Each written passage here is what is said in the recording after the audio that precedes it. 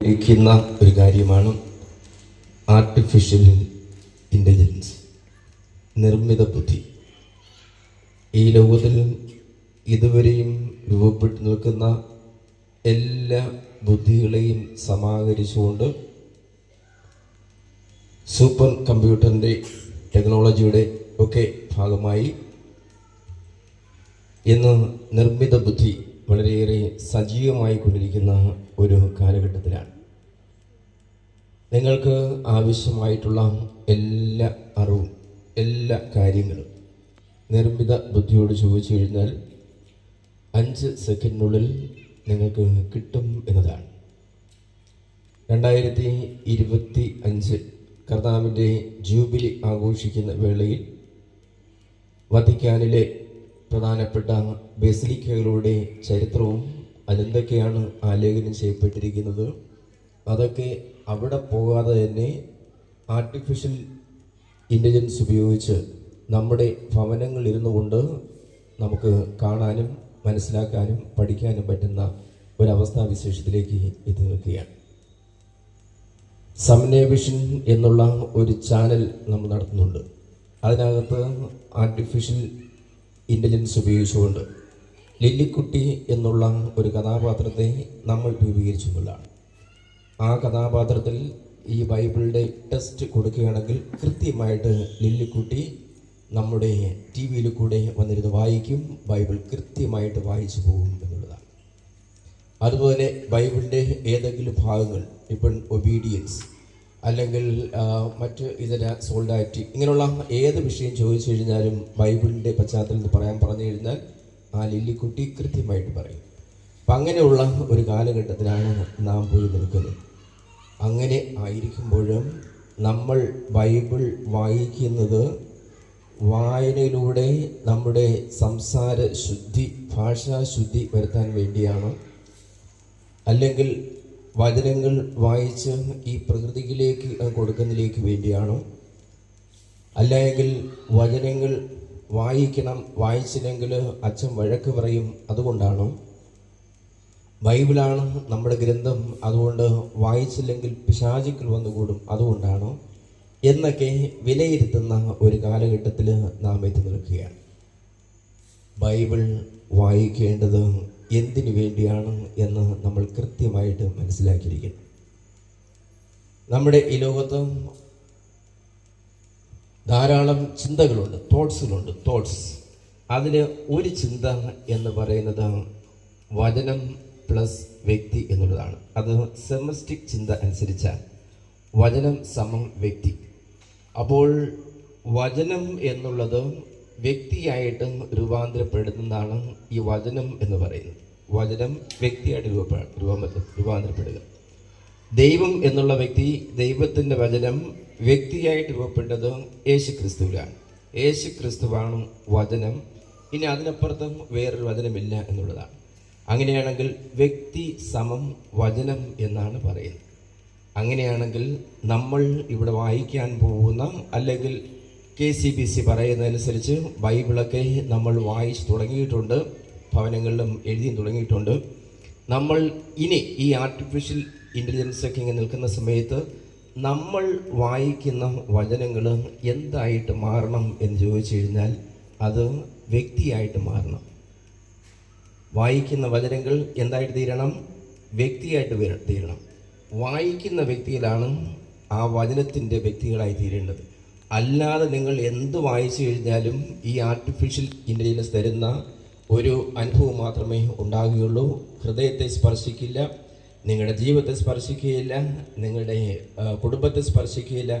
ആരെയും സ്പർശിക്കാതെ പോകുന്ന കുറച്ച് വചനങ്ങൾ, സ്പർശിക്കാതെ പോകുന്ന വചനങ്ങൾ ഇന്ന് ലോകത്തിലുണ്ട്. അച്ഛനോട് പറയുകയുണ്ടായി, മൊബൈൽ ഫോണിൽ കൂടെ നമുക്ക് ഏത് തരംഗങ്ങൾ വേണോ അതൊക്കെ നമുക്കിപ്പോൾ എടുക്കാൻ സാധിക്കും, ഏത് വീഡിയോസ് വേണോ അതൊക്കെ എടുക്കാൻ സാധിക്കും. അതൊക്കെ നിങ്ങൾക്ക് അറിയാമല്ലോ, ഇന്നത്തെ സാറ്റലൈറ്റ് യുഗത്തിൽ ഏത് TV-യിൽ ഏത് ചാനൽ വേണമെന്ന് ഓൺ ചെയ്താൽ മതി തരംഗങ്ങൾ മുഴുവൻ കറക്റ്റായിട്ടൂടെ കൊണ്ടെത്തിക്കും എന്നുള്ളതാണ്. അപ്പോൾ അതൊക്കെ ഇന്ന് ലോകത്തിലുണ്ട്. പക്ഷേ ഇന്നില്ലാതെ പോയിരിക്കുന്നത് വചനം ജീവിക്കുന്ന വ്യക്തികളാണ്.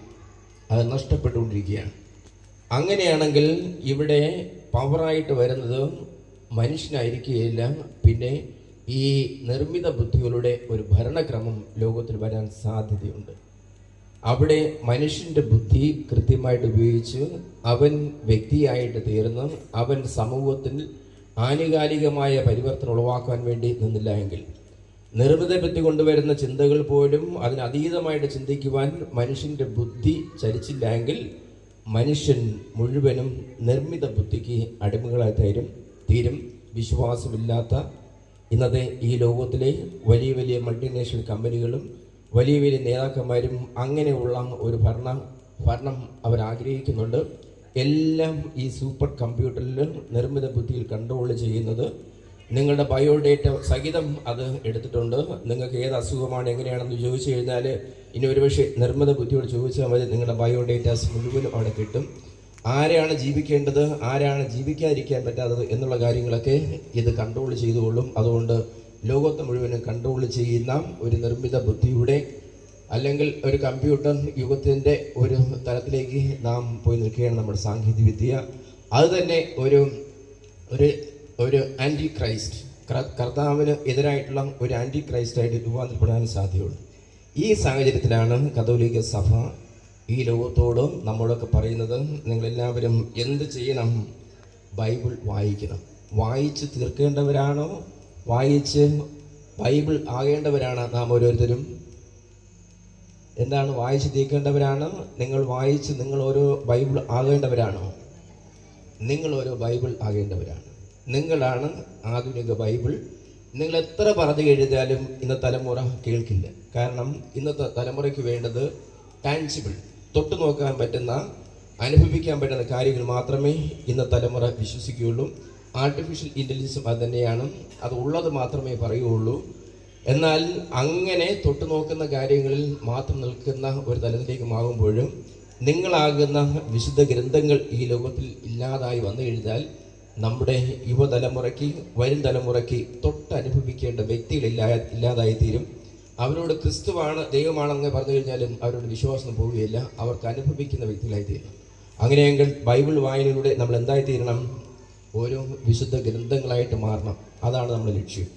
ഇവിടെ നിന്ന് ഇത്രയും പേര് ഒരുമിച്ച് കൂടി ഇരുന്ന് വചനം വായിക്കുന്ന സമയത്ത് നിങ്ങൾ വായിക്കുന്ന ഏതാനും അധ്യായങ്ങൾ കാണും. ആ അധ്യായത്തിൻ്റെ ഉള്ളിൽ വലിയൊരു ചിന്ത അതിനകത്തുണ്ട്.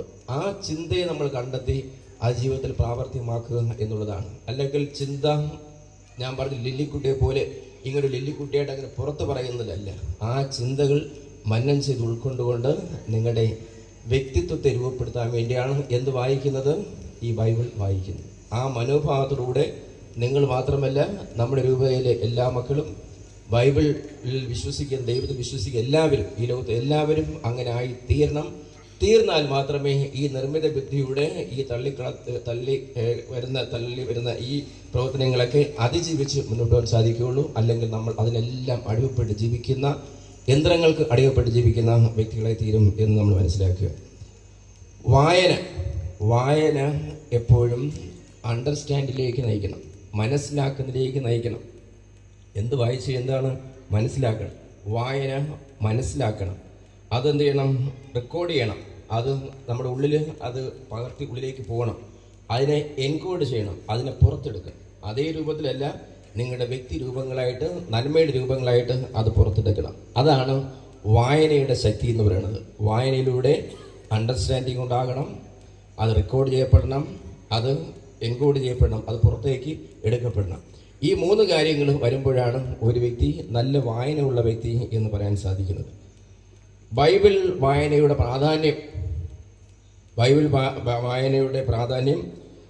വായനയുടെ സ്വാധീനം, ഇതിനെക്കുറിച്ചുള്ള 2 കാര്യങ്ങൾ പറഞ്ഞതിന് ശേഷം ഞാൻ എൻ്റെ ഈ ഉദ്ഘാടന പ്രസംഗം അവസാനിക്കാൻ വേണ്ടി ആഗ്രഹിക്കുകയാണ്. ഒന്നാമതായിട്ട്, ഈ ബൈബിൾ വായന ഇന്ന് ഏറ്റവും കൂടുതൽ സ്വാധീനം ചെലുത്തുന്ന ഒരു ഗ്രന്ഥമാണ് ബൈബിൾ. നിങ്ങൾ അറിഞ്ഞിരിക്കണം, ഈ ലോകത്തിൽ ഏറ്റവും കൂടുതൽ സ്വാധീനം ചെലുത്തുന്ന ഒരു ഗ്രന്ഥമുണ്ടെങ്കിൽ അതേതാണ്? ബൈബിളാണ്. നമുക്ക് ആ തിരിച്ചറിവുണ്ടാകണം. അത്രത്തോളം പവർഫുള്ളാണ് ഈ വചനങ്ങൾ ഓരോന്നും. അത് ദൈവത്തിൻ്റെ വചനമായതുകൊണ്ടാണ് ഇത് പവറായിട്ട് നിൽക്കുന്നത്. ബൈബിൾ പറഞ്ഞിരിക്കുന്ന കാര്യങ്ങൾ തന്നെയാണ് സൃഷ്ടിയുടെ ആരംഭം മുതൽ ഇന്നും നടന്നുകൊണ്ടിരിക്കുന്നത്. ഇനി വെളിപാട് പുസ്തകം വായിക്കാൻ പോകുമ്പോഴും അവിടെ നടക്കാൻ പോകുന്ന കാര്യങ്ങളും അവിടെ എഴുതി വെച്ചിട്ടുണ്ട്. അതൊക്കെ ഒന്ന് വായിച്ചു നോക്കിക്കഴിഞ്ഞാൽ നല്ലത്. എല്ലാം ഒന്നും മനസ്സിലാക്കില്ല. കർത്താവിനോട് പ്രാർത്ഥിക്കുക, കർത്താവേ ഈ ബൈബിൾ വായിച്ച് ഉൾക്കൊള്ളേണ്ട മനസ്സെനിക്ക് നൽകണമേ എന്ന് പ്രാർത്ഥിക്കുക. അപ്പോൾ ഏറ്റവും കൂടുതൽ അച്ചടിക്കപ്പെട്ട, ഏറ്റവും കൂടുതൽ ഇന്നും വായിക്കുന്ന, ഒരുപക്ഷെ ഇന്ന് രാഷ്ട്രീയ നേതാക്കന്മാരും വലിയ വലിയ ബുദ്ധി ചിന്തകരും ഒക്കെ എടുക്കുന്ന പ്രധാനപ്പെട്ട പോയിന്റുകളെല്ലാം ബൈബിളിൽ നിന്നാണ്. അതിനപ്പുറം ഒരു വാക്യങ്ങളില്ല അവർക്ക്. അതിനെ പിന്നെ ഒരുപക്ഷെ ബൈബിളിനെ കോട്ട് ചെയ്യാതെയൊക്കെ പറഞ്ഞു പോകും. അപ്പോൾ ഏറ്റവും കൂടുതൽ സ്വാധീനിക്കുന്ന ഒരു ഗ്രന്ഥം ഏതാണ്? വിശുദ്ധ ഗ്രന്ഥമാണ്, വിശുദ്ധ ഗ്രന്ഥം. ഇനി വിശുദ്ധ ഗ്രന്ഥത്തിൽ പ്രധാനമായിട്ട് അവിടെ നൽകിയിരിക്കുന്ന കാഴ്ചകളോട് കാഴ്ചപ്പാടുകളുള്ളതാണ്. കാഴ്ചകൾ നമ്മളവിടെ നടന്ന യുദ്ധങ്ങൾ, യുദ്ധകലകളൊക്കെ അങ്ങനെയൊക്കെ വായിച്ചൊക്കെ പോകുമ്പോൾ അതൊക്കെ കാണും. അത് നമ്മൾ വായിക്കുമ്പോൾ വരുന്നൊരു കാഴ്ചകളാണ്. പക്ഷേ അതിനകത്തൊരു ഉൾക്കാഴ്ചയുണ്ട്, ഒരു കാഴ്ചപ്പാടുണ്ട്. ആ കാഴ്ചപ്പാട് എന്ന് പറയുന്നത് മനുഷ്യ ജീവിതത്തെക്കുറിച്ചുള്ള കാഴ്ചപ്പാടാണ്. വിശുദ്ധ ഗ്രന്ഥത്തിൽ മനുഷ്യ ജീവിതത്തെക്കുറിച്ചുള്ള കാഴ്ചപ്പാടാണ് അതിനകത്തുള്ളത്. ആ കാഴ്ചപ്പാട് ഉൾക്കൊള്ളാൻ വേണ്ടി നമ്മൾ വിശുദ്ധ ഗ്രന്ഥം വായിക്കണം എന്നുള്ളതാണ്. വീണ്ടും വിശുദ്ധ ഗ്രന്ഥം അത് ധാർമ്മികതയുടെ ഒരു വഴികാട്ടിയാണ്. ധാർമ്മിക ജീവിതം എങ്ങനെ നയിക്കണം എന്നതിന് നമുക്ക് വഴി കാണിക്കുന്ന എല്ലാ ചിന്തകളും വിശുദ്ധ ഗ്രന്ഥത്തിൽ രേഖപ്പെടുത്തിയിരിക്കുകയാണ്. അത് നമ്മൾ വായിച്ചു നോക്കുമ്പോഴും സ്നേഹത്തെക്കുറിച്ച്, അത് ധാർമ്മികമായിട്ടുള്ളൊരു കാര്യമാണ്. സ്നേഹത്തെക്കുറിച്ച് കാണാൻ സാധിക്കും, കരുണയെക്കുറിച്ച് കാണാൻ സാധിക്കും, ക്ഷമയെക്കുറിച്ച് കാണാൻ സാധിക്കും, നീതിയെക്കുറിച്ച്. ഇതുമായിട്ട് ബന്ധപ്പെട്ട് ഇങ്ങനെയുള്ള കാര്യങ്ങൾ, ധാർമ്മികപരമായ കാര്യങ്ങൾ സംഭവങ്ങളിലൂടെയും യുദ്ധങ്ങളിലൂടെയൊക്കെ നമുക്ക് അവിടെ കണ്ടെത്താൻ സാധിക്കുമെന്നുള്ളതാണ്. ആ ലെവലിൽ ബൈബിളിനെ വായിക്കാൻ വേണ്ടി ശ്രമിക്കുന്നതാണ്. വീണ്ടും ബൈബിൾ പ്രത്യാശയുടെ ഒരു സ്രോതസ്സാണ്, പ്രത്യാശ നൽകുന്നതാണ്. ബൈബിൾ വായിക്കുന്ന സമയത്ത് നമുക്ക് പ്രത്യാശ നൽകും എന്നുള്ളതാണ്. അത് എങ്ങനെയാണ്? ഈ വെല്ലുവിളികളെ, നമ്മുടെ ജീവിതത്തിലെയും ഇന്നത്തെയും ചലഞ്ചസ്, നിർമ്മിത ബുദ്ധിയുടെ ഒരു ചലഞ്ചസിനെ കുറിച്ച് ഞാൻ പറഞ്ഞു. ഇതെല്ലാം തരണം ചെയ്യുന്നതിലേക്ക് വേണ്ടി നൽകുന്ന ഒരു പ്രത്യാശയുടെ സ്രോതസ്സാണ് ഈ വിശുദ്ധ ഗ്രന്ഥം പറയുന്നത്. അതിൽ രക്ഷകനായ യേശു ക്രിസ്തു ഇന്നും പ്രത്യാശയുടെ ഒരു കിരണമായി ഇന്ന് നിൽക്കുന്നുണ്ട്. ലോകത്തിൻ്റെ അവസാനത്തെക്കുറിച്ചുള്ള കാഴ്ചപ്പാടൊക്കെ കർത്താവ് നൽകുന്നുണ്ട്. അപ്പോൾ രക്ഷയുടെ ഒരു കിരണം അതിനകത്ത് വരുന്ന പ്രത്യാശ നൽകുന്നുണ്ട്. അതോടൊപ്പം തന്നെ നിത്യജീവനെക്കുറിച്ചുള്ള കാര്യങ്ങളും വിശുദ്ധ ഗ്രന്ഥം നമ്മളുടെ വച്ച് നിൽക്കുകയാണ്. വീണ്ടും സാമൂഹ്യ നീതിക്കുള്ള ഒരു പ്രചോദനം ബൈബിൾ നമുക്ക് നൽകുന്നുണ്ട്. സാമൂഹ്യ നീതി, ഇന്ന് ലോകരാഷ്ട്രങ്ങളിൽ ഈ സാമൂഹ്യ നീതി ഉണ്ടെങ്കിൽ അതിൻ്റെ എല്ലാം ബേസ് എന്ന് പറയുന്നത് വിശുദ്ധ ഗ്രന്ഥമാണ്. നമ്മുടെ ഇന്ത്യൻ കോൺസ്റ്റിറ്റ്യൂഷൻ, അതിൽ കിടക്കുന്ന എല്ലാ ആശയങ്ങളും എടുത്തിരിക്കുന്നത് ക്രിസ്ത്യൻ ബാക്ക്ഗ്രൗണ്ടിൽ നിൽക്കുന്ന 11 രാഷ്ട്രങ്ങളുടെ നിയമാവലി ഉപയോഗിച്ചുകൊണ്ടാണ് ഇന്ത്യൻ കോൺസ്റ്റിറ്റ്യൂഷൻ എഴുതിയിരിക്കുന്നത്. അവിടെ കിടക്കുന്ന ലിബർട്ടി, സ്വാതന്ത്ര്യം, ജസ്റ്റിസ്, നീതി, ഈക്വാളിറ്റി, സമത്വം, അതോടൊപ്പം ഫ്രട്ടേണിറ്റി, സാഹോദര്യം, ഇവയെല്ലാം ഫ്രഞ്ച് കോൺസ്റ്റിറ്റ്യൂഷൻ്റെ കാര്യമാണ് ഇവിടെ ഇട്ടിരിക്കുന്നത്. അപ്പോൾ 11 രാജ്യങ്ങളുടെ കോൺസ്റ്റിറ്റ്യൂഷൻ എടുത്തുകൊണ്ട് ഇന്ത്യൻ കോൺസ്റ്റിറ്റ്യൂഷൻ രൂപപ്പെടുത്തിയിട്ടുണ്ട്. അപ്പം അങ്ങനെ വരുന്ന സമയത്ത് സാമൂഹ്യ നീതിയോടുകൂടെ ഈ ലോകം വ്യാപരിക്കേണ്ട കാര്യങ്ങൾ ഇന്ന് ലോകരാഷ്ട്രങ്ങൾ തമ്മിൽ ചെയ്തുകൊണ്ടിരിക്കുന്നത്. അതിൻ്റെ എല്ലാം ബേസ് എന്ന് പറയുന്നത് വിശുദ്ധ ഗ്രന്ഥമാണ്. ഇന്ത്യയിലും ഒരുപക്ഷെ ഹൈന്ദവരായിട്ടുള്ള ചില ഭരണാധികാരികൾ കോൺസ്റ്റിറ്റ്യൂഷൻ മാറ്റുക എന്ന് പറയുമ്പോൾ മാറ്റിയതിന് ശേഷം എവിടെ പോകും? എന്തിനായിരിക്കും പോകുന്നത്? വിദ്വേഷത്തിലേക്ക് പോകാൻ പറ്റുമോ? പറ്റത്തില്ലല്ലോ. സ്നേഹവും കരുണയിലൊക്കെ പോയി നിൽക്കുകയുള്ളൂ. അതുകൊണ്ട് ഇതിൻ്റെ എല്ലാം ബേസ് എന്ന് പറയുന്നത് വിശുദ്ധ ഗ്രന്ഥമാണ്. വിശുദ്ധ ഗ്രന്ഥത്തിലാണ് ഇതിൻ്റെ ബേസ്. അപ്പോൾ സാമൂഹ്യ നീതിക്കുള്ള പ്രചോദനം നൽകുന്നത് വിശുദ്ധ ഗ്രന്ഥമാണ്. അതിനകത്ത് നീതി, സമത്വം, അനുകമ്പ, ഇന്നത്തെ സാമൂഹ്യ പ്രവർത്തന പ്രസ്ഥാനങ്ങൾ, ഇവയെല്ലാം രൂപപ്പെട്ടിരിക്കുന്നത് ഈ വിശുദ്ധ ഗ്രന്ഥത്തിൻ്റെ പശ്ചാത്തലത്തിലാണ്. ഇനി സർവ്വവിധമായുള്ള മൂല്യങ്ങളുടെയും അടിത്തറ വിശുദ്ധ ഗ്രന്ഥമാണ്. മൂല്യങ്ങളുടെ അടിത്തറ, ആ മൂല്യങ്ങൾ ഇന്ന് സമൂഹത്തിലേക്ക് എത്തുന്ന സംവിധാനം എന്ന് പറയുന്നത് കലകൾ, കലാരൂപങ്ങൾ, സാഹിത്യം, സാഹിത്യ സൃഷ്ടികൾ, സംഗീതം, അതോടൊപ്പം തന്നെ ഇവയിലൂടെയൊക്കെയാണ് ഇന്ന് ഈ മൂല്യങ്ങൾ ലോകത്തിലേക്ക് എത്തുന്നത്. അതിൻ്റെയും കേന്ദ്രം എവിടെയെന്ന് ചോദിച്ചു കഴിഞ്ഞാൽ വിശുദ്ധ ഗ്രന്ഥമാണ്. വിശുദ്ധ ഗ്രന്ഥത്തിൽ കിടക്കുന്ന കാര്യങ്ങൾ നമ്മൾ വിശുദ്ധ ഗ്രന്ഥ അടിസ്ഥാനത്തിലും അല്ലാതെയും നമ്മൾ പങ്കുവയ്ക്കുന്നതാണ്. അതോടൊപ്പം തന്നെ വ്യക്തിത്വ രൂപീകരണവും ആത്മീയ വളർച്ചയും നമുക്ക് ലഭ്യമാകുന്നത് വിശുദ്ധ ഗ്രന്ഥത്തിൽ നിന്നാണ്. നമ്മുടെ വ്യക്തിത്വം വളർച്ച, വ്യക്തിത്വം വളരുന്നത് എപ്പോഴും ദൈവത്തിൽ വിശ്വാസത്തിൽ വരുമ്പോഴാണ്. ഒരു വ്യക്തിയായി തീരുന്നത് ദൈവത്തിലെ വിശ്വാസത്തിൽ വരുമ്പോഴാണ്. അപ്പോൾ ദൈവത്തിലെ വിശ്വാസം, പ്രാർത്ഥന, ആത്മീയ പരിശീലനം, ഇവയിലൂടെയൊക്കെയാണ് നമ്മൾ വ്യക്തിത്വ വളർച്ച സംഘടിപ്പിക്കുന്നത്. അത് നിൽക്കുന്നത് ഈ ബൈബിളിലൂടെയാണ്. അങ്ങനെ നമ്മുടെ ബൈബിൾ പല തലത്തിലും പ്രാധാന്യം അറിയിക്കുന്ന ഒരു ഗ്രന്ഥമാണ് എന്ന് നിങ്ങൾ മനസ്സിലാക്കണം. ഇതിനേക്കാൾ മറ്റൊരു ഗ്രന്ഥം എഴുതപ്പെട്ടതില്ല, ഇനി എഴുതപ്പെടാനും പോകുന്നില്ല. കാരണം അത് ദൈവത്തിൻ്റെ വചനമാണ്.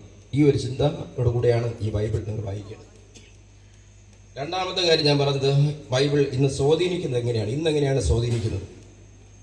അതിൽ ഒന്നാമതായിട്ട് ഈ മനുഷ്യാവകാശം, ജീവിത അന്തസ്, ഇതൊക്കെ കേൾക്കുന്ന കാര്യമാണ്. മനുഷ്യാവകാശത്തെക്കുറിച്ചുള്ള കാര്യങ്ങളൊക്കെ ഇന്ന് ബൈബിളാണ് സ്വാധീനിച്ചു നിൽക്കുന്നത്. ഒരു വ്യക്തിയുടെ ജീവിത അന്തസ് എങ്ങനെയായിരിക്കണം എന്നൊക്കെ നിൽക്കുന്നത് ഈ ബൈബിളിൻ്റെ പശ്ചാത്തലത്തിലാണ്. അങ്ങനെ ബൈബിൾ ഇന്നും സ്വാധീനിച്ചുകൊണ്ടിരിക്കുകയാണ്.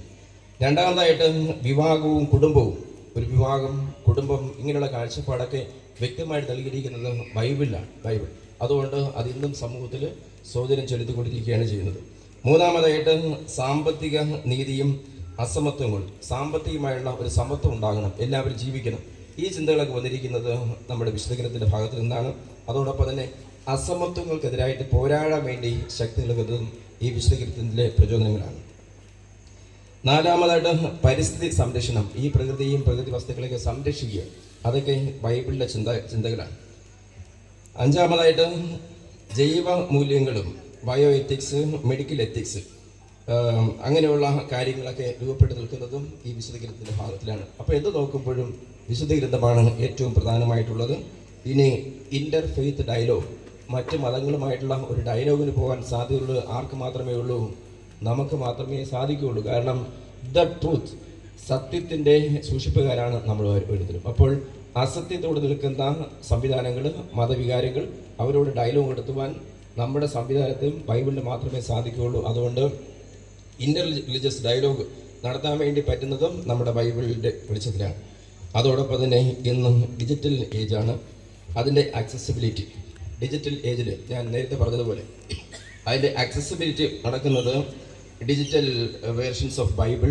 ഇന്ന് ഏത് വേർഷനിലും ബൈബിൾ നമുക്ക് ഡിജിറ്റലിലൂടെ കണ്ടെത്താൻ സാധിക്കും. അതോടൊപ്പം അതിൻ്റെ ട്രാൻസ്ലേഷൻസ്, അതിൻ്റെ സ്റ്റഡി റിസോഴ്സസ്, ഇവയെല്ലാം നമുക്ക് ഡിജിറ്റൽ യുഗത്തിൽ ഇന്ന് കിട്ടും, പ്രത്യേകിച്ച് ആർട്ടിഫിഷ്യൽ ഇൻ്റലിജൻസിൻ്റെ ഈ പശ്ചാത്തലത്തിൽ. ഇങ്ങനെ നിൽക്കുന്ന ഈ കാലഘട്ടത്തിൽ ഈ ബൈബിളിനെ വെച്ചുകൊണ്ട് നിങ്ങൾ ആരും മോക്കറി കാണിക്കരുത്. എന്താണ് മോക്കറി? തമാശ കാണിക്കരുത്. ആരെങ്കിലും വായിക്കുകയാണെങ്കിൽ ആ ബൈബിളിൻ്റെ ഒരു നല്ല ഒരു വ്യക്തിത്വം നിങ്ങൾ രൂപപ്പെടുത്തി നിൽക്കണം. മറ്റുള്ളവർക്ക് തൊടാനും നോക്കാനും കാണാനും അനുഭവിക്കുവാനും നിങ്ങൾ ബൈബിളായിത്തീരണം, മറ്റൊരു ബൈബിൾ ആയിത്തീരണം. അതിന് സാധിക്കട്ടെ എന്ന് ആശംസിച്ചുകൊണ്ട് ഈ 2025 തീർത്ഥാടകരുടെ പ്രത്യാശ എന്നുള്ള ആ ജൂബിലി വർഷത്തിലേക്ക് പ്രവേശിക്കുന്നതിൻ്റെ മുന്നോടിയായിട്ട് നടക്കുന്ന ഈ ബൈബിൾ വായന, ഒരു മാസം KCBC ആസ്വദിച്ചിരിക്കുന്ന ഈ ഒരു മാസത്തെ ബൈബിൾ വായന ഞാൻ ഔപചാരികമായിട്ട് ഇവിടെ ഉദ്ഘാടനം ചെയ്യുന്നു.